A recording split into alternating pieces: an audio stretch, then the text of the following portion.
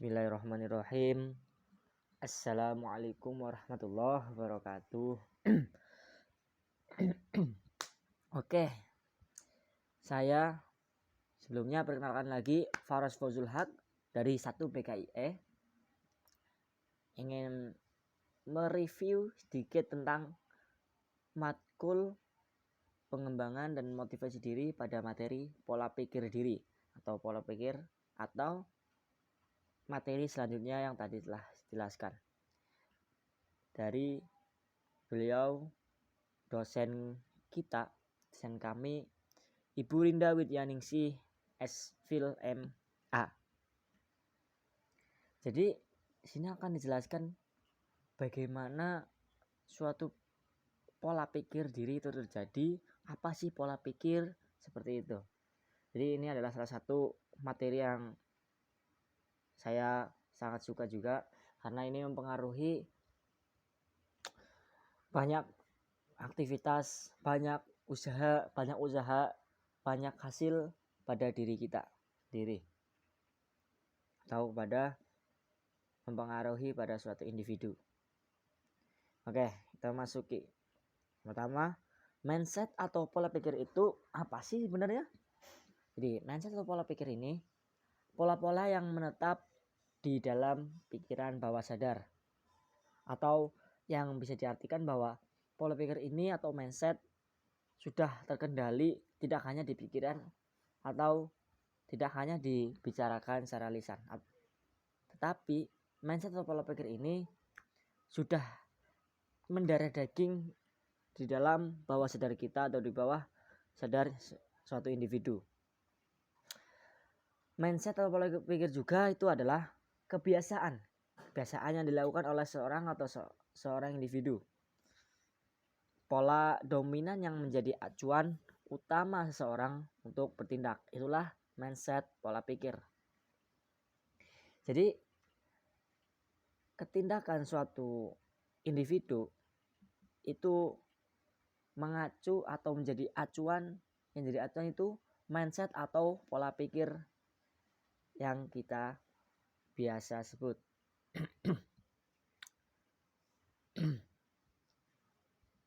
Oke. Selanjutnya, mindset di sini atau pola pikir jelaskan ada 2, grow mindset atau fixed mindset. Ini adalah suatu mindset yang berlawanan tujuan dan berlawanan fungsi serta berlawanan keanggapan.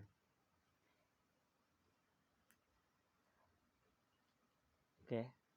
Pikiran bawah sadar atau mindset yang telah dibuat itu adalah suatu informasi di mana pikiran bawah sadar kita menjadi sebuah gudang informasi yang tersimpan, pengetahuan, keilmuan, materi yang telah kita alami pada masa-masa sebelumnya. Dan di sini dituliskan bahwa 88% dari seluruh kekuatan pikiran itu ada di pikiran bawah sadar kita. Selanjutnya, pola pikir akan terbentuk seperti apa memang? Jadi di sini yang pertama, pola pikir itu terbentuk dari tentunya pola asuh orang tua. Pola asuh orang tua karena awal kehidupan seorang atau individu itu dari orang tua. Jadi pola pikir bisa terbentuk dengan pendidikannya pola asuh orang tua. Yang kedua ada mengikuti lingkungan. Lingkungan di sini ada berbagai seperti lingkungan keluarga, lingkungan sekolah, lingkungan masyarakat, lingkungan kerja, dan lain-lain. Pola pikir terbentuk misalnya yang pertama lingkungan keluarga. Lingkungan keluarga, jika keluarga tersebut mempunyai suatu tindakan, aktivitas yang positif, maka akanlah terbentuk pola pikir yang positif pada anak tersebut atau seorang individu tersebut.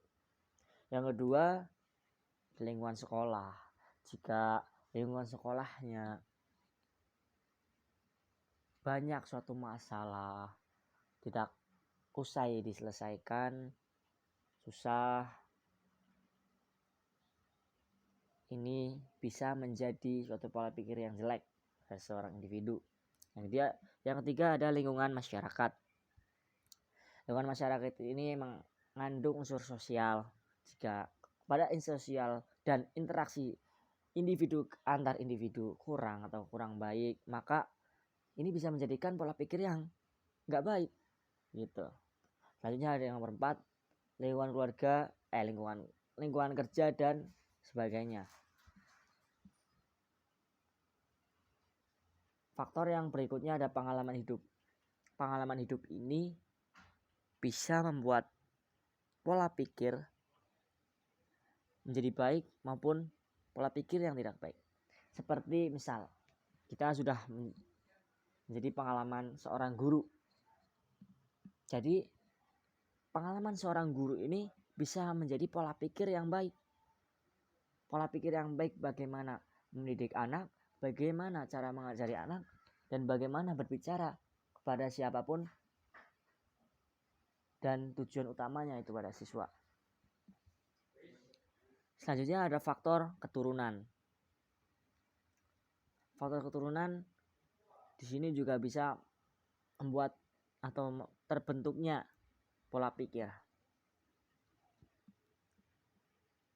Selanjutnya bahwa ketahuilah bahwa Anda yang membelenggu dirimu bukanlah orang lain, melainkan dirimu sendiri, yaitu pikiran atau perasaanmu. Luar biasa di sini. Karenanya lebih baik berpikir dan berpikir lebih baik.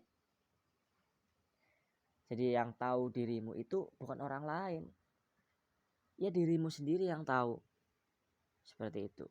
Karena diri ini mempunyai pikiran atau perasaan, dan diutamakan pikiran dan perasaan kita ini berpikir yang lebih baik seperti itu.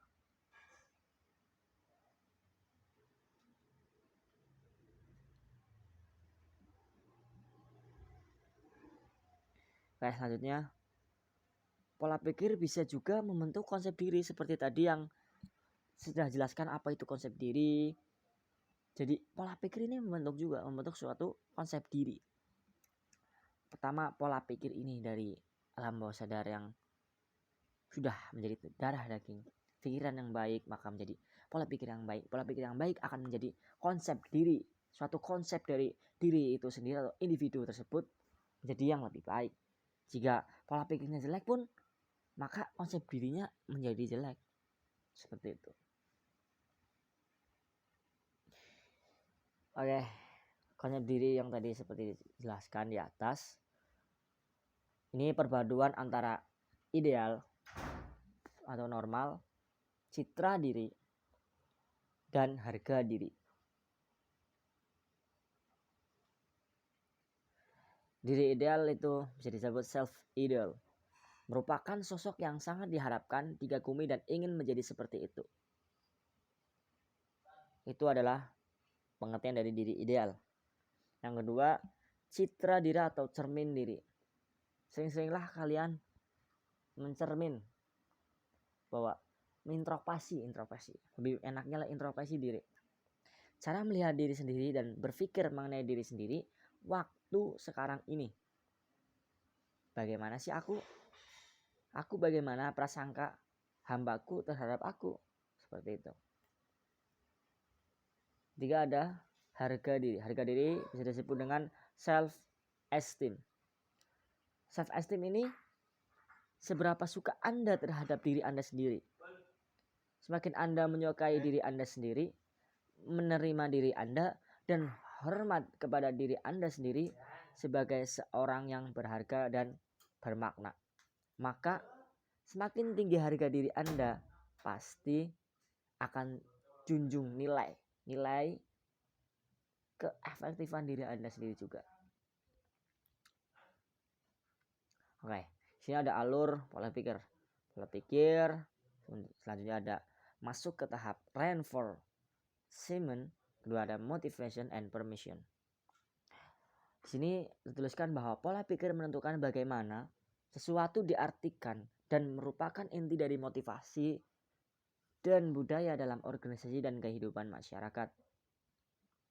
Diterima atau tidaknya sebuah ide atau konsep ditentukan oleh pola pikir yang ada. Seperti itu.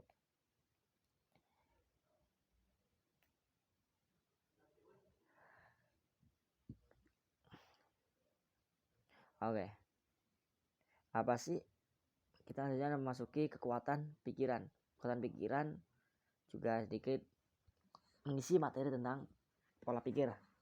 Jadi di sini kita akan berbuat seperti apa yang kita pikirkan. Nah, seperti itu. Jadi kita itu akan berjalan atau akan melakukan tindakan seperti apa yang kita pikirkan. Contohnya, kita memikirkan suatu rencana di hari besok. Misal, besok saya akan berangkat kuliah jam 7. Berarti nanti saya akan sarapan jam 6 kurang 15 dan mandi jam setengah 6. Maka pikiran itu akan membuat kita bergerak menjadi suatu tindakan. Jadi di sini kita akan berbuat seperti apa yang kita pikirkan. Seperti itu. Selanjutnya ada tentukan tujuan atau bentuk kehidupan yang diinginkan. Ini adalah kekuatan pikiran. Kita membahas tentang kekuatan pikiran. Hebatnya pikiran ini. Selanjutnya ada impian atau cita-cita positif kita akan menggiring tindakan kita ke arah tujuan yang diinginkan. Misal lagi nih impian atau cita-cita positif kita. Misal kita sekarang masih kuliah.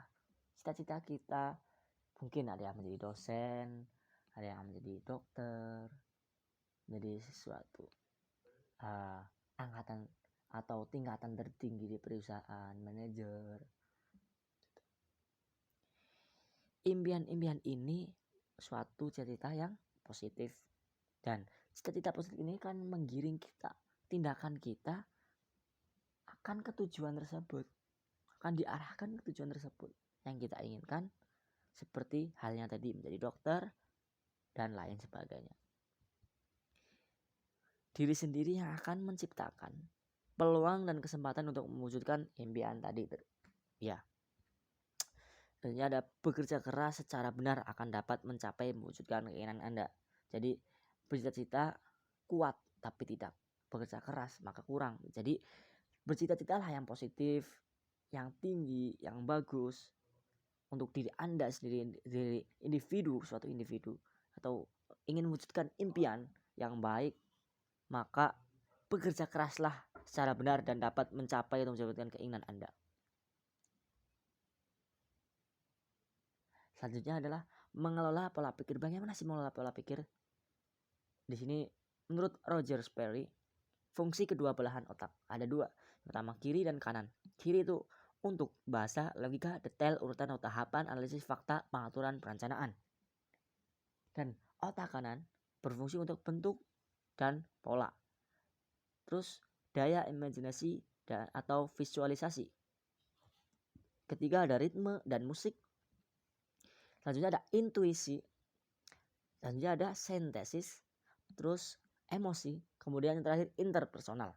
Itulah fungsi mengelola pola pikir menurut Roger Sperry. Penggunaan fungsi otak dan gaya pemikiran yang diistimulasikan. Kiri itu bersifat logis, analitis, faktual, prosedural, atau konservatif, praktis, organisatoris. Yang kanan berfungsi atau punya sifat konseptual, idealistis, visionari, emosional, humanistis, intuitif, dan yang terakhir spiritual. Makna selanjutnya kita masuki makna merubah diri. Makna merubah diri adalah mengoptimalkan kekuatan sekaligus meminimalkan kelemahan diri. Seperti itu. Suatu makna atau arti merubah diri. Setelah menemukan kesadaran, maka dari sekian banyak kelemahan diri, satu di antaranya yang ingin kuperbaiki adalah, ini bisa diisi sebagai motivasi diri kan, dan pola pikir kita akan berubah untuk niat merubah diri. Dan di sini juga ada motivasi, dan satu kekuatan diri saya adalah seperti tadi, pikiran. Kalau saya pikiran dan usaha dari kerja keras. Oke. Terima kasih untuk kalian semua yang sudah mendengarkan dari review materi pola pikir diri. Terima kasih juga pada beliau dosen Ibu Rinda Widyaningsih S.Phil M.A. sebagai pengemban mata kuliah pengembangan motivasi diri. Kurang lebihnya mohon maaf. Wassalamualaikum warahmatullahi wabarakatuh.